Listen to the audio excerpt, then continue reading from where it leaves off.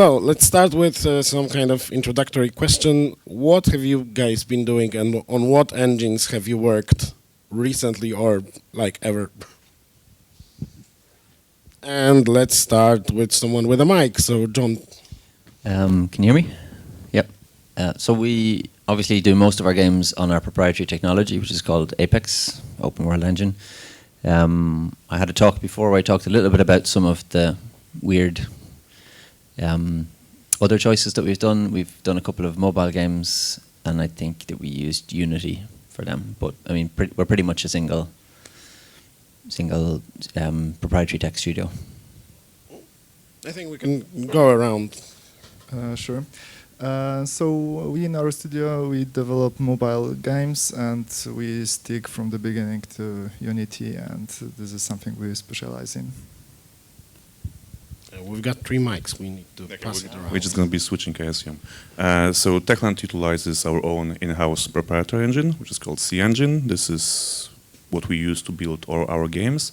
And of course, we work also kind of on our own spare time on different engines as well, just to understand what competitors do. So I'm studio director. I'm not doing tech anymore. I'm running business, so I'm here to learn from you fellow guys. Yeah, some. The engine I'm working on is Microsoft Excel, unfortunately. And when it comes to the projects that we're working on, majority are in Unreal Engine 5. All right, hello. So, yeah, Mika here still.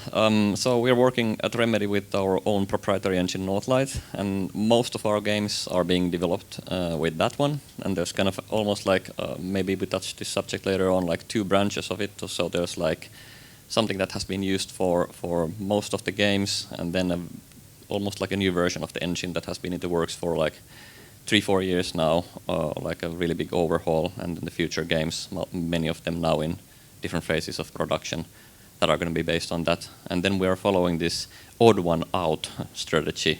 So we have one game that's developed with Unreal 5, and it's because Northlight, when that project started, didn't really have a lot of multiplayer capabilities and something that would support all the necessary games as a service features. So it made perfect sense for us to pick that one. So, do you have any recommendation when to use your own tech and when to switch or choose Unreal or Unity or any other like commercial engine? I mean, I've just talked about that for 45 minutes in the previous session, but the summary of that was that it's very hard to make a universal recommendation. I mean, it depends on so many factors. It depends on what you're trying to do. So I think it would be foolish of me to make a recommendation. Yeah, and I think it's like, just to reiterate on what you said, and something we recently made some Northlight branding efforts, and maybe you, I don't know, read some of the tiny blog posts about it. So at least how it is in my head, and the things that have been driving our internal kind of the rework, or the larger rework of our engine, has been that we are looking at all the people that we have at the studio, the different talent that we have, and not just treat them as like some kind of a uniform, pool of people that make games. And we try to basically see that where are their strengths. So like how many, let's say, level designers do we have? What's the biggest teams, basically? Where do we want to grow the most? What is the essence of the games that we build? And then look at, okay, this is the tech that we have today, and these are the capabilities in the technology development that we have today. And even if you don't think about like engine developers and game developers separately, even if you just think about like our general capabilities, even like, tech artists that work on Houdini, in a way, they are also people capable of building pipelines and workflows and even tooling. So you take a holistic look at that, and you talk with all those people, and you think about where are you wanting to go? How do you want to grow your company? So it's all about the stuff that John was also mentioning about the strategy. You really need to be thinking about that. And then it's about taking risks. So where are you most comfortable in taking risks in the entire company? This means that business has to, as John was also saying, business has to understand what are the risks that you are proposing as a person responsible of the technology strategy. And at Remedy, we arrived at the conclusion, yet again, as many times before, that our own technology base is best suited for the people that we have. Because obviously the company has developed together in a symbiosis, the people that we have and the technology itself. That's our story. Well, while I agree that this depends when you should choose your own tech, when to use commercial one. If your domain is mobile, especially free-to-play production, and you're heavily limited by hardware itself, then you will split better by using commercial engine without thinking how to support the multitude of combinations of SoC manufacturers, hardware versions, Android versions. It's so diverse ecosystem that I don't think it's worth diving into supporting it on your own. Yeah, I would agree that the most important thing is the strategy, right? And the strategy also contains the things that you mentioned, Mika, right? So the team strengths, it's also a part of the strategy, but also trends on the market, and also the strategy defines the products that we want to make, so the games that we want to make. And from that standpoint, we can choose the best engine that suits, right? Another part of strategy is the talent pool, right? We'll be talking about that as well. But it's probably easier to find the talent pool for already off-the-shelf existing engines because they're just out there, they're accessible, right? It's very hard to find talent pool for our internal tech that we're developing, right? So it requires a lot of effort to train the staff and the teams to really take an advantage of our own tech, right? So it's like all of these aspects are being closed into the strategy that should drive the decision about the choose for the technology. So, well, I think it's basically most of everything that you guys just said. It's a complex issue. You need to take a look at the teams, the strengths, the costs associated with it, the fact that if you have a predominantly existing technology which we have been exploring and creating for like 20 plus years, and you have a team skilled at that. If you have type of games that you want to work on, and you have specific game systems that you want to make sure that will be your competitive, basically your unique selling points, then you want to build on that. If you have something that you're just starting from scratch, if it's a small project, if you know that you can use a generalized kind of more commercial engine to deliver all the functionalities, then by all means, it just makes sense, to use what is on the market. So those kind of decisions are strategic decisions. They have many factors. They are not, engineering driven only, because you also need to take a look at, the artists, the content creators, everyone that you have in the company, see what they're good at, see how they're comfortable with the existing stack, etc., etc.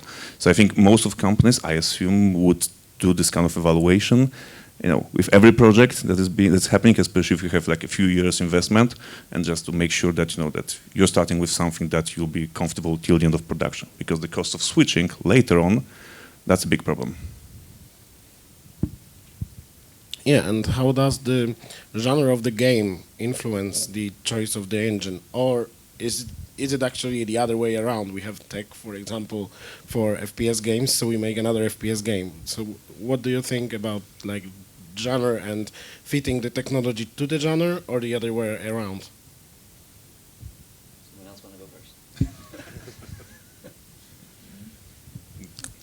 Yeah, I think it's always back and forth, right? So we can start with the tech and evaluating the capabilities of the tech, and if we don't have a strategy for the product, it might come up from the tech evaluation and seeing whether it fits, right? But on the other hand, if we have like our dream game that we want to make, maybe we should look for the tech and the engine and the workflow pipeline that really fits to the genre of the game that we're thinking about, right? So I'm a big fan of always going back and forth, and if we try to do the top-down approach, at some point we should do the bottom-up and see what are the all aspects of it, and make a proper decision. I think every studio tries to position themselves around some specific area. In Techland, we are working on open world action RPGs, and we are very heavy on traversal. We are trying to make sure that we have big worlds where you can kind of use all the various means of traversal to that. And the existing technology that we've built specifically for that purpose helps us to do that. So the following titles can utilize what we've built, and we can build on top. We can add additional variety. We can do many things. Whether we check on what is happening on the other side of the pond, of course we do. We are trying to see whether we can learn, whether we can explore, whether it makes sense, commercially, financially to switch. But also, we've done this kind of exercise several times, and for us so far, always answer has been, well, if it's specific to your needs, if you know what you want to achieve, if you have a full control over it, then it's better to stick to your own solution. But it's never kind of a blind guess, like, okay, well, we've always done it like our way, so let's do it.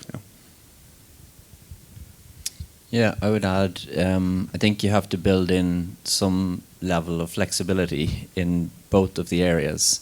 You can't say, well, this is the only type of game that we are going to make. Your players will tell you that we love this aspect of your game, and then the sequel will have to sort of develop in that area. Your developers will want to go in a different way. The industry will evolve, the market will evolve, and so you have to be able to adapt or accommodate the different types of games. And at the same time, tech will evolve as well, and it has to be adaptable to. You do have to sort of be clear about this sort of sweet spot that you've optimized for. So you should have an idea of where your identity is, but prepared to let that evolve over time on both sides. I have slightly different perspective because in this free-to-play market, we don't really create a game, but we provide game as a service. So we cannot really afford spending a lot of time focusing on the engine itself because without frequent releases, we would fall apart, and actually retention strongly depends on how often we introduce new features. So we don't really have choice, I would say, and we stick to Unity because it lets us focus on something that brings direct value, not indirect value.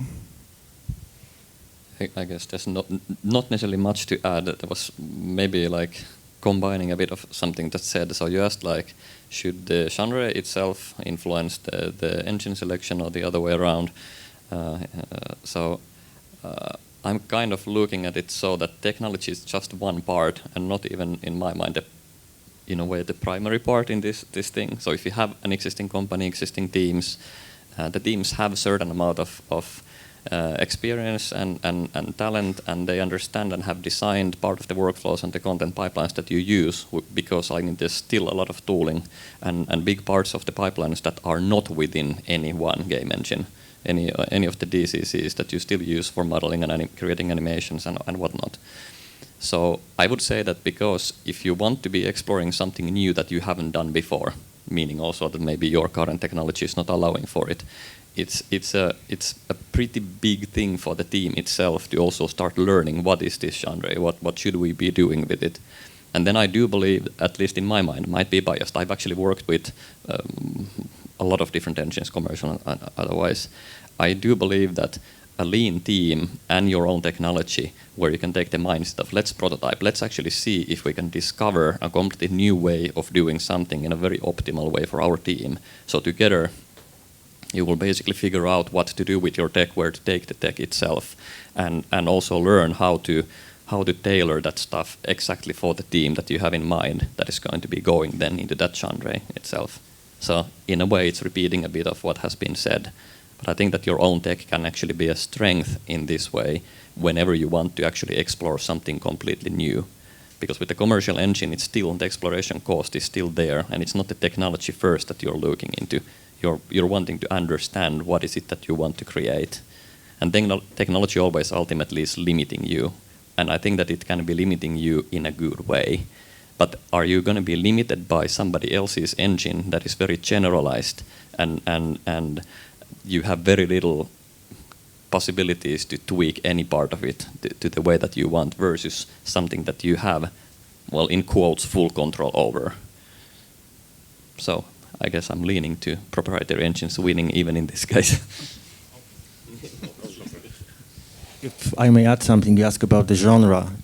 I would like look from a wider perspective and thinking about the brand, right? If investing in any tech, basically, we need to think long term, right? So it's an investment, it's a long-term investment. If we pick genre and we decide to change because we are experimenting, yeah, and we are not yet sure whether players will really get into this game, maybe we should pick something off the shelf that is ready and we can prototype, we can experiment.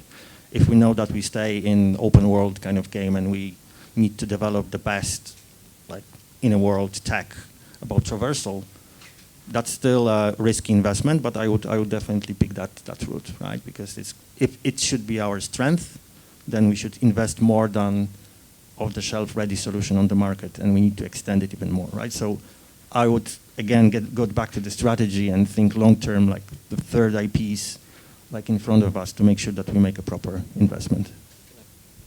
I'll very quickly continue. So actually, when you said that, so what comes to mind is that indeed, double down on the strategy and the long-term thinking in this, and when you do, there probably is already some thinking in that you might want to be exploring, not only just one genre, but something like be reactive, right? And as an example, and this is not like me pitching, but as an example, at Remedy, we went from 1 or 2 projects now to even 5 simultaneous projects. So that's a pretty big leap. And we knew that, of course, we don't want to make 5 of the same type of games. And that's why what was our long-term strategy thinking then, like 3-4 years back, was that the new version of our proprietary engine needs to be something that's very easily extensible. Everything's as real time as possible, like literally in all of the workflows, so that we make that experimentation really easy and fast. And we actually try to be, we're not trying to beat Unreal or Unity in any way. We're trying to see, again, what is best for our strategy. And indeed, a keyword here, I think, seems to start to form is the strategy and the long-term thinking. And if you do clever things there and you really understand how important it is, I think that is the one where the decision starts to be forming. Okay, so developing your own or modifying existing technology is always hard and takes time. How do you find the balance between that and like adding flat value into the game? How do you find balance with developing the tech and rewriting things and getting games ready for launch? I could start. It's difficult. You're usually constrained by, resources or the availability of talent or just a myriad of different parameters. The budget, like what kind of size team you think you can have for tech. I think most successful developers are focused on the success of their game rather than we're in it to make this tech and then let's see if we can utilize it for a couple of fun spin-offs.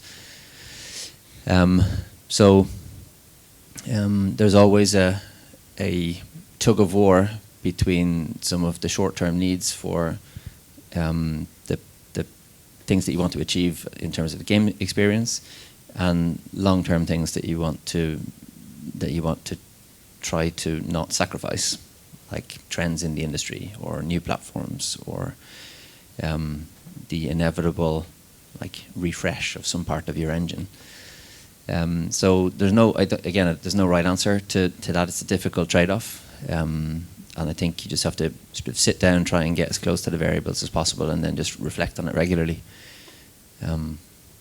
Experiment, move the needle some way and see to give you better results.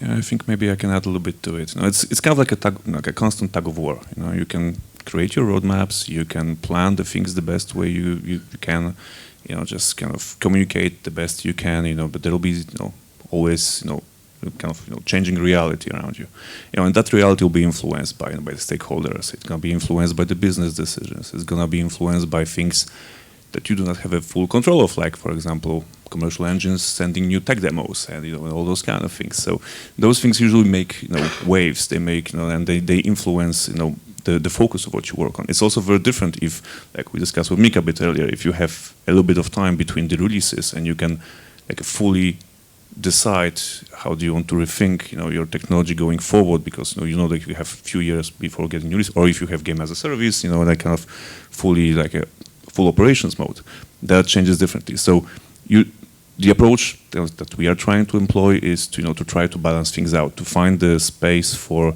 the things that we consider strategically important long term, and try to make sure that they do not get swamped under the amount of new content, patches, all the new things. It's not easy. It's not easy. It doesn't always work perfectly, but that's the job description. Trying to make sure that this is balanced like that. And I'll quickly almost challenge things a bit. So John actually mentioned in the presentations, I don't know how many of you saw that, but there was this some points about what would be maybe some of the good general points in considering if you have your own technology. And one of the points was that you should try to avoid breaking changes and kind of these major upgrades to the engine. And at the same time, I completely agree and I completely disagree. So I think that, again, there is no right answer, but I think that it's important to learn how to do incremental changes and indeed look more towards servicing the games, making things really smooth for the game teams so that they can focus on the valuable things that add something as quickly as possible to each of the games. But you also have to, I think it's needs to be built into the core that periodically, I don't know if it's a 5-year cycle or 7-year cycle or some year cycle, you have to be able to say, now we enter a different era. So even though we have all these games live and they're doing pretty okay and the teams are pretty happy, sometimes you have to break the happiness. And you have to take risks. And you have to take the risk that you might actually make things temporarily or even permanently in some area worse. But if you don't do this thing, you can never take bigger leaps which will then eventually open up new possibilities. And I also think that if you take too careful approach and you become too complacent with what you have and you only focus on smaller and smaller iterative changes, you will go to oblivion. It's a very slow, but in my mind, certain death. And by this I mean that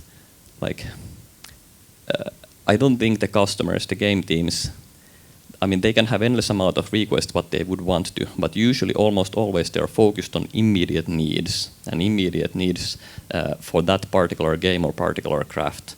And well, there are exceptions, of course, especially if you give people the time. But I think that it's also part of the technology team's responsibility to sometimes do things without anyone asking and saying, hey, we think this will be great. There might be a steep learning curve, but eventually it will be great. We don't know how, but it will be great. We adopted USD, which is going to change quite a lot how we author all kinds of assets, and it's not a very simple thing to get into, but I think that already now, few of the games, really early still, we're starting to see that it's opening up things that have not been possible before. And I'm excited to see what happens with that. In our case, at PixelAnt Games, we're working on both our own IPs and working with clients. And for own IP, we choose like a very simple path. So we try to use Unreal Engine 5 without any changes, right? So it was like, again, the strategy to fit into the existing engine. Of course, it doesn't come for free, right? So it still requires the engine update and trying to look for like surprises in this big source code, so code base. But that was like our strategy, to fit into the engine, fortunately, and it's not like a matter of luck, but we really planned for that. We feel that that's the best fit, right? So we're like tailoring the game, like genre, you can call it that way, or feature set, based on the engine capabilities. When it comes to working with partners, like we see like variety of different cases. And like it doesn't matter if you are working on in-house tech or on Unreal or Unity. You still need to struggle with updating to the latest version because of the submissions requirement, right? So it's still like similar issues we feel, and it's like a lot of pain, definitely. So my advice would be to spend the engine engineer or two to make sure that we're always up to date or preparing for changes when the new version of the engine will come, because it will come for sure. Well, in our case, it's difficult on multiple levels. The highest one would be that by choosing Unity, we lock ourselves into Unity's definition of standard.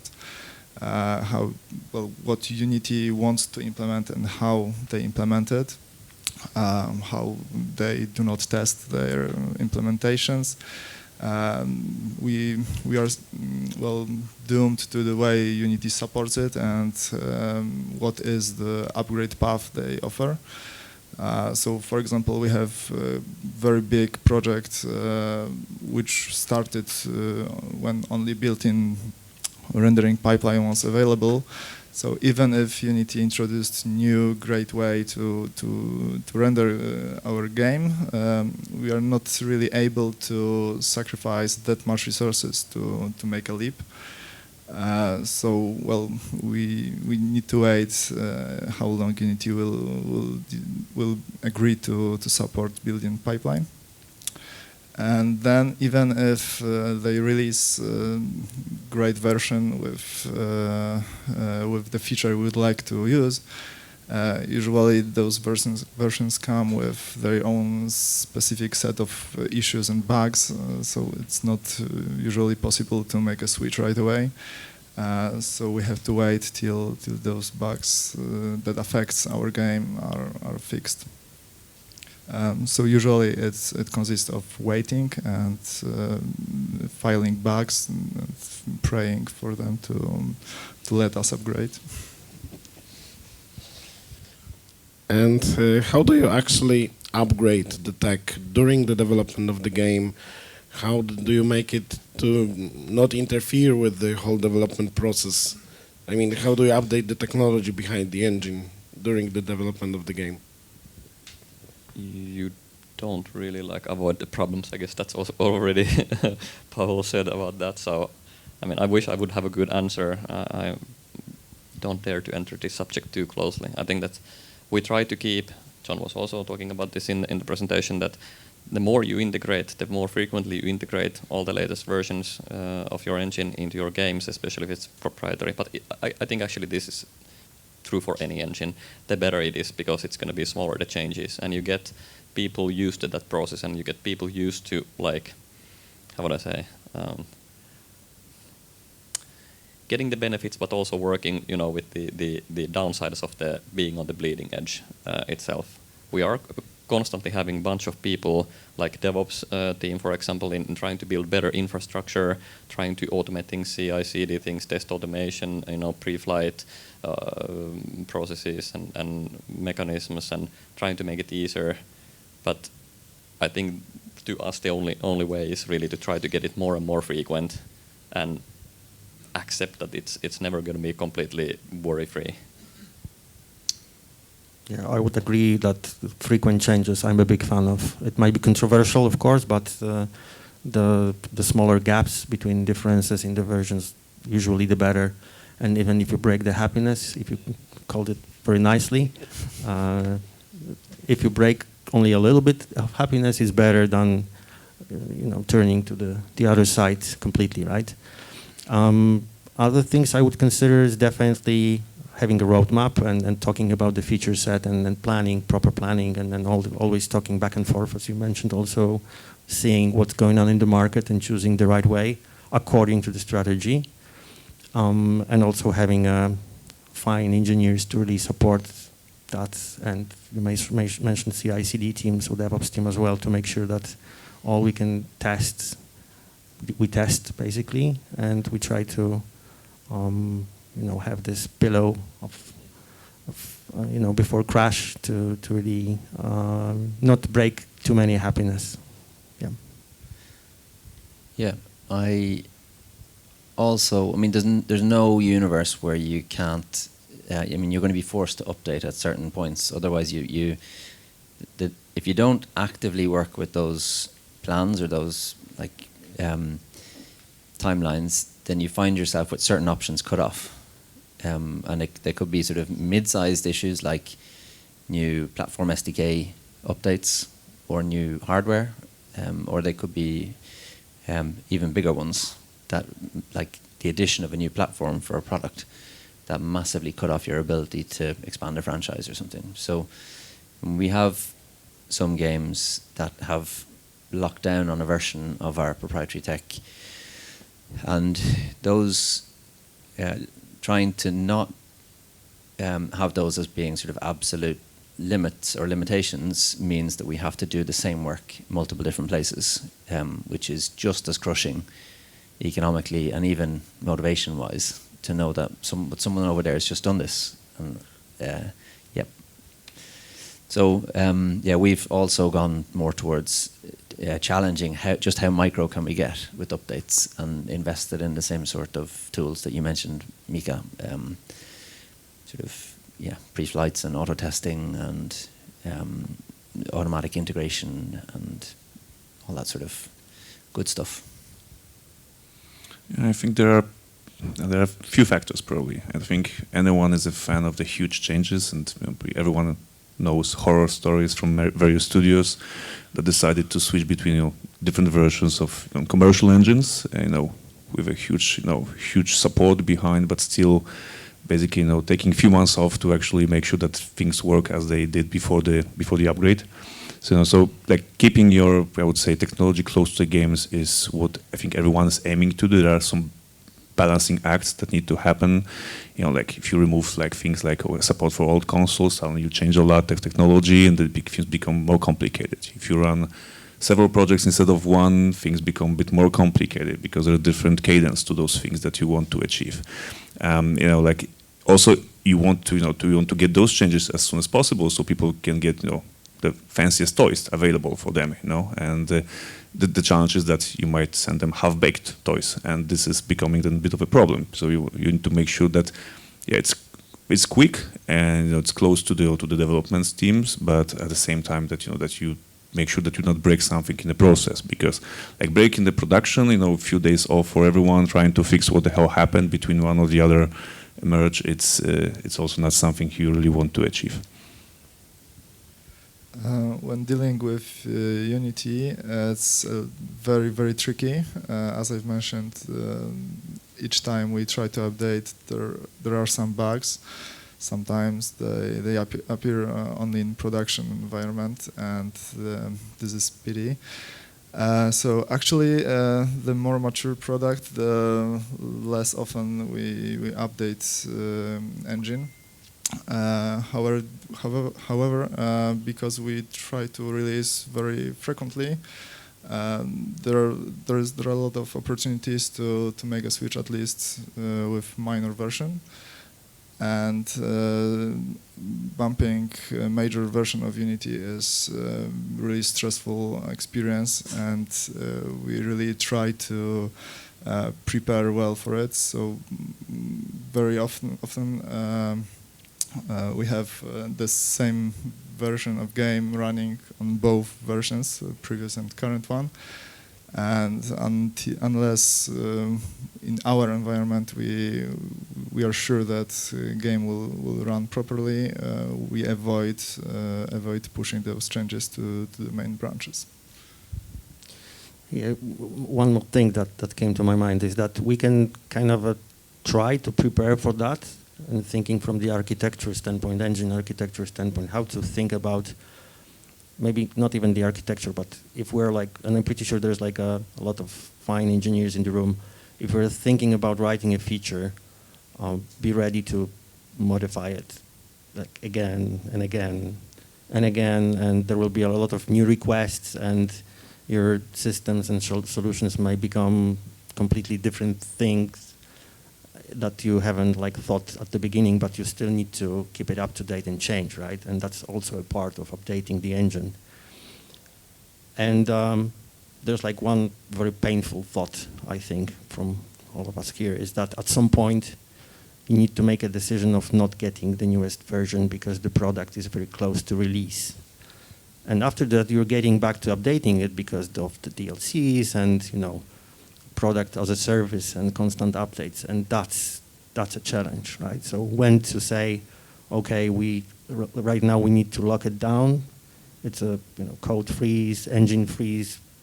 We can call it in a different ways, but at some point we need to release the game, and get back to this train of constant updates again, because it will be a living thing, right? So it might be painful. I think there's also something that John a little bit mentioned a bit earlier, that at some point you need to enable your game teams to actually do a little bit more as well, because as you will start updating the engine because you want to have your baseline stable, but you will still need to do some ninja work sometimes just to get some stuff sorted out, and that usually has to be done by people who with in-depth know-how of the game itself, what they want to achieve, also commercially from that aspect.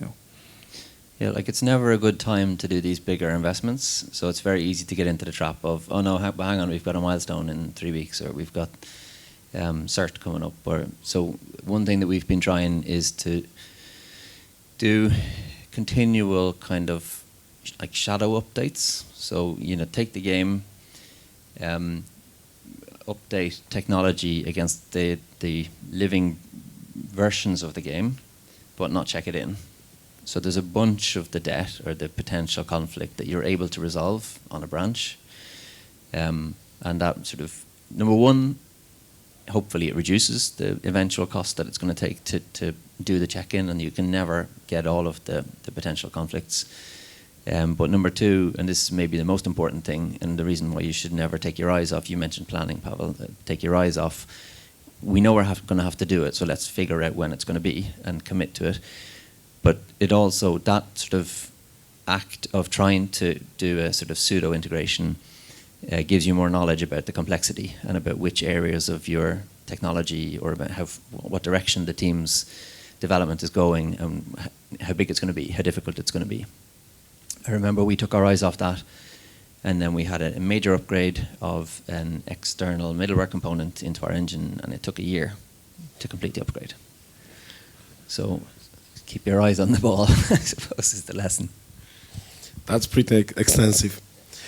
Yeah, you've mentioned talent pools, and I wonder whether are there some specializations in tech or in game dev general that prefer working with commercial engines versus the in-house technology, and how do you see that problem with finding talent in regards to chosen technology?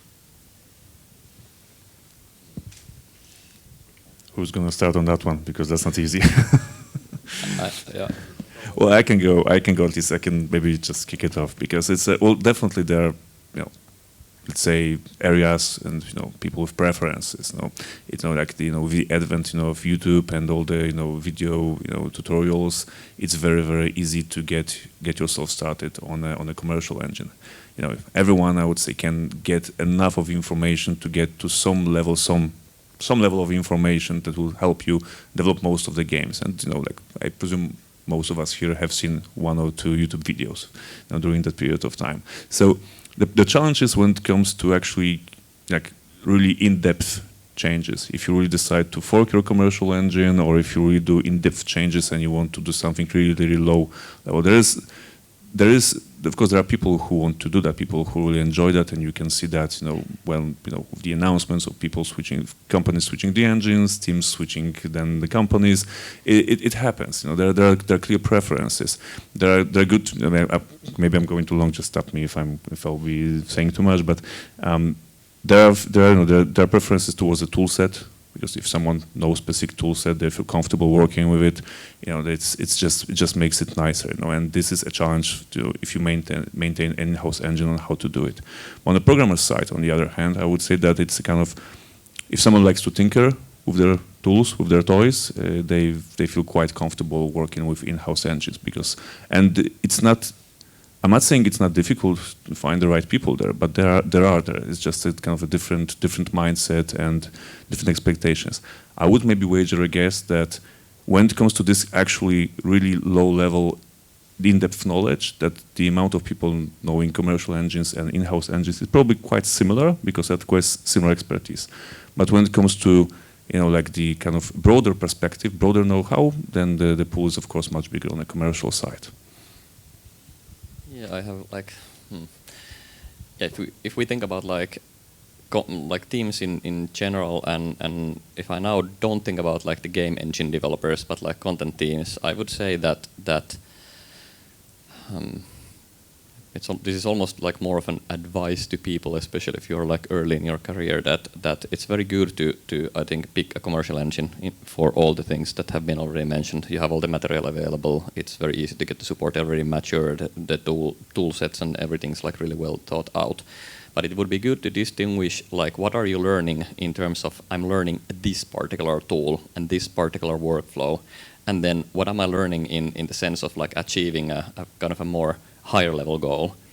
And like our choice, the technology strategy choice again was because we have definitely been thinking this is part of the strategy that we're trying to think about like these things when having our own tech, is that we pick this, I keep saying USD, the universal scene description, is that is the basis of all of our content pipelines. We're going to be trying to move as much to USD as possible, and this will become something that is going to be used by and already is used by and supported by DCCs, like third-party tools, and also it will be in one way or another, and already has been integrated into Unreal and Unity. And I believe that you can actually pick things like this, that is the common language or a canonical way, I guess you could say, to define content. And then in my mind, it's almost like there's a certain, like I would say that there's a bunch of people that are wanting to constantly push themselves to their uncomfort zones. Some people like to do that. They work on a project for 3 years, 4 years, 5 years, and they're like, this was cool. I could easily work more with this. But I want to see something else. I want to see, is there a different way? Better way, different way, funnier way, whatever. And they are actually purposefully seeking to experience something else. And I think that there is big enough pools of talent in kind of both of these brackets, wanting to stay with the comfortable tools and putting all of your mind into some aspect of the creative work where you just don't have to worry over the exact placement of the buttons in your tool and whatnot. And then there's the opposite, where people don't care about that side. They want to be like exploring more and more. So if we talk about artists, it's great to have to recruit someone who is familiar with, let's say, Unity, because they can start away working with prefabs, setting up materials, and it looks like they want it to look. However, I believe it's a bit different to recruit developers, because well, I imagine that when you have your in-house tech and recruit developers, you look for specifically software engineers. Well, at least in terms of skill set, not degree. In case of Unity, because Unity democratizes game development and it's proud of it, you can find people in market who are Unity developers. In a way, they know how to work within Unity, and they learn C# enough to script the game. But they don't necessarily have those coding skills which would enable them to create maintainable code base. So in this case, you need to be aware of it and have proper safeguards not to end up with some spaghetti that will slow you down in long term. Yeah, I think another aspect about the skill set that your developers have is it's not an end in itself for proprietary technology to be as different as possible from what's out there. And there are some things that are just a really good way to solve a problem, like a best-in-class paradigm or a best-in-class approach to a tool or something, regardless of who came up with it first. And you could probably track it back and find out there was some random dude somewhere. So you shouldn't be afraid of being inspired by any engine and adopting those best practices and not try to be different for the sake of it and assert your independence. So in that way, I think you can lower the bar of onboarding. Again, it takes time, but companies with lots and lots of developers and lots of UX experts and I have absolutely no problem sort of taking advantage of that knowledge and that research, just like we would a research paper that was published at GDC and so on. So. Yeah, I will add maybe one thing that from the engine standpoint, engine is not a runtime only, right? It's like it's a runtime, but on the other hand, it's a like set of tools and pipelines and the workflows basically. So how company works basically, right?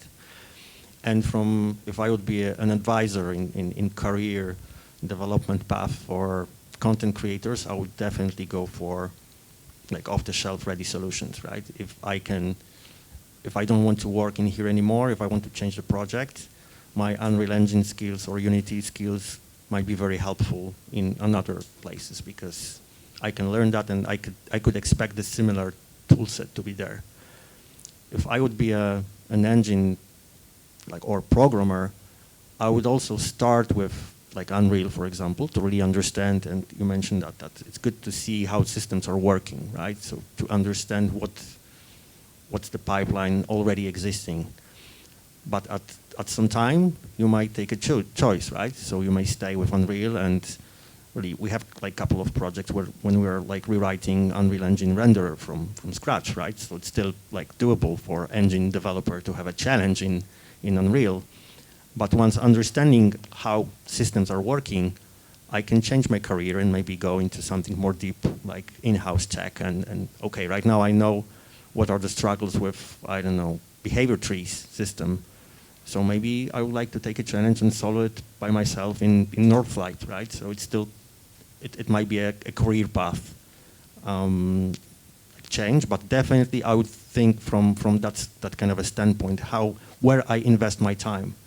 If I'm learning the in-house tech, I'm not learning Unreal, right? And so I cannot like change studio very quickly or very efficiently, or I'm not confident that I'm using the tool set that might be used in other studios as well, right? So, yeah. Okay, thank you. May I just add one more thing because about what John mentioned, because I think this is fairly important. Like, if we are trying to do the in-house engine, in-house toolset in a way that it's just different from the commercial, just for the sake of it, we are doing something wrong, basically. Like for us, the assumption is that every big feature change, every big thing that we are trying to achieve is trying to get the best in class, basically the best practice, because that's something that you believe in. There's a challenge in trying to get to the same quality as you can get from commercial engines purely from the scale perspective. But I think the goal is always to find the best solution for the specific problem you're trying to solve, for the specific challenge that your company faces, and not make anyone's life miserable because it's not UE5 or something. Okay, so right now, thank you very much. It was a pleasure talking with you. And thank you also. We don't really have time for questions, so if you guys can catch with people you want.